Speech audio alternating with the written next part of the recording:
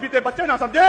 अगर संवैधानिक मर्यादा में समझोगे तो संवैधानिक मर्यादा में समझाएंगे, और अगर गुंडागर्दी करोगे। दोस्तों, आप सभी का बहुत बहुत स्वागत है। यूजीसी से जुड़े मुद्दे पर आज देश के कई हिस्सों में बड़े पैमाने पर प्रदर्शन देखने को मिल रहे हैं। पटना हो, लखनऊ हो, दिल्ली हो, भोपाल हो, अलग अलग शहरों में लोग सड़कों पर उतरकर अपनी मांगें रख रहे हैं। दिल्ली में भी कई स्थानों पर प्रदर्शन के कारण यातायात प्रभावित हुआ है। प्रदर्शनकारियों का कहना है कि यूजीसी एक्ट को पूरी तरह लागू किया जाए और उससे जुड़े प्रावधानों को बहाल किया जाए। वहीं दूसरी ओर कुछ समूह ऐसे भी हैं जो यूजीसी के मौजूदा नियम का विरोध कर रहे हैं। उनका तर्क है कि इन नियमों के कुछ पहलुओं पर पुनर्विचार होना चाहिए। कुछ वरिष्ठ वकील और पूर्व न्यायिक अधिकारी भी इस बहस में अपनी राय रख रहे हैं और सरकार पर संवाद की मांग कर रहे हैं। इस समय स्थिति यह है कि यूजीसी के मुद्दे पर दो अलग अलग पक्ष सक्रिय हैं। एक पक्ष एक्ट के सख्त अनुपालन की मांग कर रहा है तो दूसरा पक्ष उसमें संशोधन या पुनर्विचार की बात कर रहा है। आज के इस वीडियो में हम आपको दोनों पक्षों की तस्वीरें, उनके तर्क और पूरे घटनाक्रम की विस्तृत जानकारी दिखाएंगे ताकि आप पूरी स्थिति को समझ सकें। बने रहिए हमारे साथ। इस मुद्दे पर फिलहाल दो स्पष्ट पक्ष सामने आए हैं। एक वर्ग ये मांग कर रहा है कि यूजीसी एक्ट और उससे जुड़े प्रावधानों को पूरी तरह लागू किया जाए। उनका कहना है कि ये नियम सामाजिक न्याय और प्रतिनिधित्व से जुड़े महत्वपूर्ण सवालों से संबंधित है। वहीं दूसरा वर्ग इन प्रावधानों का विरोध कर रहा है। उनका तर्क है कि कुछ नियमों के दुरुपयोग की आशंका है और उन्हें लेकर स्पष्टता तथा संशोधन की आवश्यकता है। आपको याद होगा कि जब यूजीसी रेगुलेशन सामने आया था तब भी कई शहरों में विरोध प्रदर्शन हुए थे। कुछ समूहों ने इसे अपने अधिकारों के खिलाफ बताया है और मामला अंततः सुप्रीम कोर्ट तक पहुंच गया है। सुप्रीम कोर्ट ने सुनवाई के दौरान संबंधित नियमों पर अंतरिम रोक यानी स्टे लगा दी है। जैसे ही यह फैसला आया, बहुजन समाज के संगठनों और समूहों में नाराजगी देखने को मिली। उनका कहना है कि यह फैसला सामाजिक न्याय की दिशा में एक झटका है। पिछले एक सप्ताह से कई स्थानों पर धरना प्रदर्शन और आंदोलन जारी है। प्रदर्शनकारियों का कहना है कि यह आंदोलन सरकार तक अपनी आवाज पहुंचाने और इस मुद्दे की गंभीरता दिखाने के लिए है। कुछ संगठनों का यह भी तर्क है कि यदि इस तरह के मुद्दों पर आवाज नहीं उठाई गई तो भविष्य में अन्य सामाजिक कानूनों और अधिकारों पर भी असर पड़ सकता है। वहीं विरोध करने वाले समूहों का कहना है कि किसी भी कानून का व्यापक संवाद और संतुलित दृष्टिकोण जरूरी है। कुल मिलाकर यह केवल एक नियम का सवाल नहीं रह गया है, बल्कि सामाजिक प्रतिनिधित्व, कानूनी प्रक्रिया और संवैधानिक व्याख्या से जुड़ा व्यापक विमर्श बन चुका है। आगे हम आपको दिखाएंगे कि अलग अलग शहरों में क्या स्थिति है, प्रदर्शनकारी क्या मांग कर रहे हैं और इस पूरे मुद्दे पर सरकार तथा न्यायपालिका का क्या रुख है। बने रहिए हमारे साथ। ये तस्वीर भी हम आपको दिखाएंगे, लेकिन उससे पहले देखिए देश के अलग अलग हिस्सों से सामने आ रही ये तस्वीर। पटना से लेकर लखनऊ तक, दिल्ली से लेकर भोपाल तक और अन्य शहरों में बड़ी संख्या में लोग सड़कों पर उतरे हैं। बहुजन समाज के संगठनों का कहना है कि यह आंदोलन केवल एक नियम का नहीं बल्कि अधिकार और प्रतिनिधित्व का सवाल है। तस्वीरों में साफ दिखाई देता है कि प्रदर्शनकारियों में जोश है। नारों के जरिए अपनी मांग सरकार तक पहुंचाने की कोशिश की जा रही है। मनोवाद की छाती पे यूजीसी बिल लागू करो, यूजीसी बिल लागू करो। प्रदर्शन के दौरान समर्थकों ने सरकार से यूजीसी एक्ट को बहाल करने की मांग की है। साथ ही अपने समाज के उन लोगों से भी अपील की है जो अभी भी इस मुद्दे पर चुप हैं कि वे आगे आएं और अपनी आवाज दर्ज कराएं। दोस्तों, आज हम लोग यूजीसी बिल के समर्थन में यहाँ आए हैं। आज इसलिए आए हैं कि ये बिल इतना अच्छा आया था कि जो एससी समाज के साथ दुर्व्यवहार होता था उसमें ओबीसी समाज को भी देखा गया कि वो भी प्रताड़ित है, उसको भी जोड़ा गया। तो इनको इन लोक प्रताड़ना को क्यों बंद करवाएगा। भारत में इतने कानून हैं, आप लोग समझिए कि अगर आप कोई भी अन्याय अगर नहीं करते हैं तो आपके ऊपर कोई भी मुकदमा नहीं होता। उनका कहना है कि ये समय एकजुट होकर अपने संवैधानिक अधिकारों की बात करने का है। देश में हो रहे इन प्रदर्शनों में नारेबाजी, भाषण और जनसभाएं आयोजित की जा रही हैं।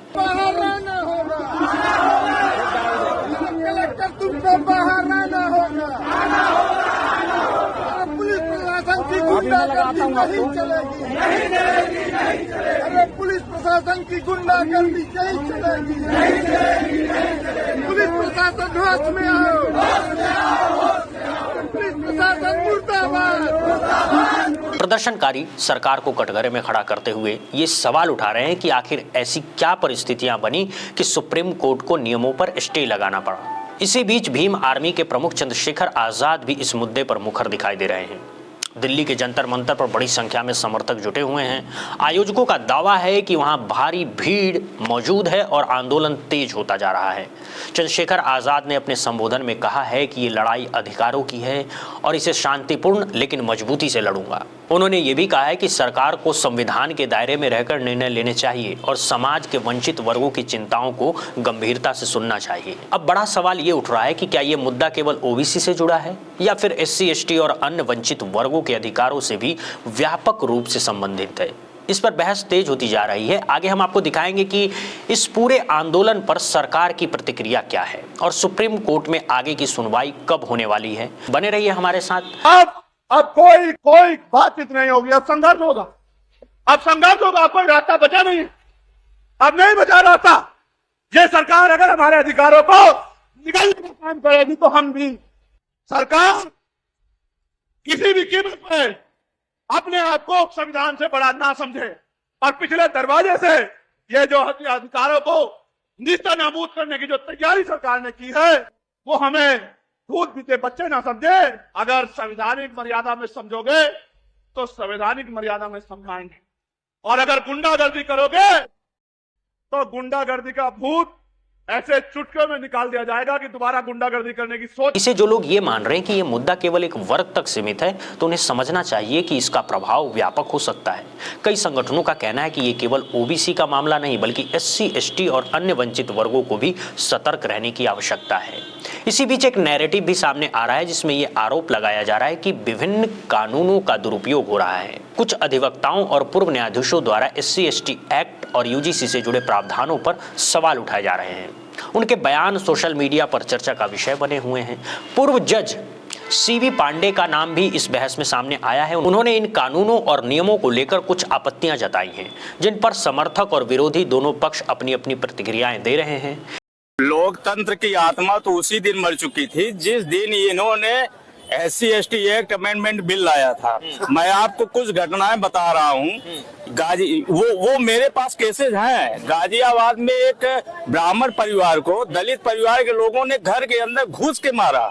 CCTV फुटेज, इसकी वीडियो है, बाकायदे सारे एविडेंस है। उसके बाद भी ब्राह्मण की तरफ से कोई FIR दर्ज नहीं किया जाता और ब्राह्मण परिवार पे उल्टा SC ST एक्ट लगा दिया जाता है और उन्हें SC वर्ग को आर्थिक सहायता मिल जाती है। कानपुर में एक ब्राह्मण लड़की के साथ रेप का प्रयास किया जाता है लेकिन उसका FIR नहीं लिखा जाता और लड़की के ऊपर SC ST एक्ट लगाकर उसे जेल भेज दिया जाता है। बरेली में एक ब्राह्मण प्रोफेसर के घर के अंदर घुसकर एक दलित लड़के ने प्रोफेसर से कहता है कि आप अपनी बेटी की शादी मेरे साथ करवाओ। प्रोफेसर नाराज हो जाता है तो उसके ऊपर SC ST एक्ट लगवा के जेल भेज दिया। इस पूरे मुद्दे पर केंद्र सरकार, विपक्ष और विभिन्न सामाजिक संगठनों के निशाने पर है।